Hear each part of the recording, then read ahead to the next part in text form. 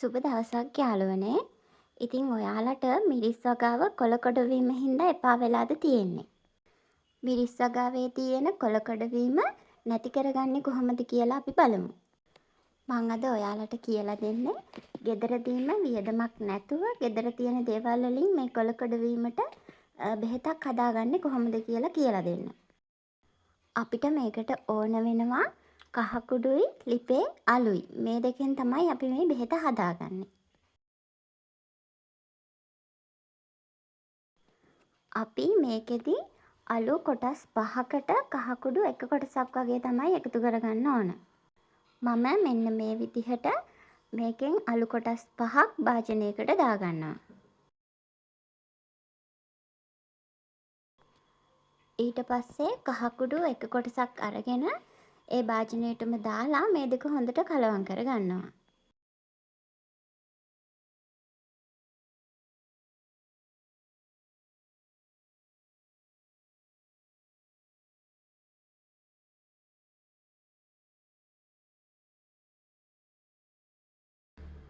ඊට පස්සේ අපි මේ කලවම් කරගත්ත අලු ටික මෙන්න මේ වගේ රෙදි කෑල්ලකට දාගන්න ඕන.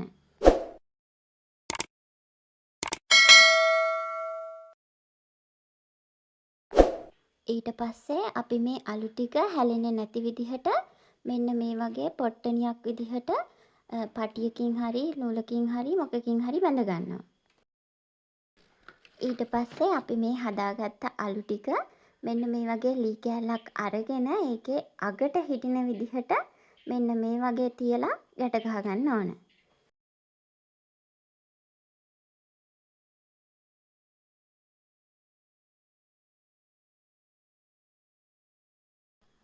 අපි මේ අලු මිරිස් ගස් වලට ගහන්න ඕන හිරු එළිය වැටෙන්න කලින් ගහේ පත්‍රවල උදේට පින්න වගේ තියෙන නිසා අපි මේ අලු ඒ වෙලාවේ තමයි ගහගන්න ඕන. අපි දැන් මේ පොට්ටනියේ තියෙන අලු මේ පත්‍රවලට වැටෙන්න මේ ලීයට තව ලී කෑල්ලක් අරගෙන මෙන්න මේ විදිහට තට්ටු කරන්න ඕන. එතකොට මේ ලොකු ප්‍රමාණයකට අලු වැටෙන්නේ නැතුව අපිට ඕන ප්‍රමාණයට මෙන්න මේ විදිහට මේ පත්‍රවලට මේ අලු ටික වැටෙනවා.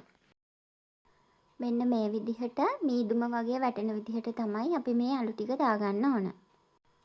උදේවරුේ මේ අලු ටික දාගන්න ඕන කියලා කිව්වේ මේ පත්‍රවල පින්න තියෙන නිසා මේ අලු ටික උදේවරුේ ඉස්සහම රැඳිලා තියෙන හින්දා. මාසෙකට දෙපාරක් තුන් පාරක් වගේ මේ විදිහට මිරිස් ගස් වලට අලු දාගත්තොත් අපිට ගස් වලට සිදුවන කෘමිහානි ගොඩක් දුරට නවත්ත ගන්න පුළුවන්.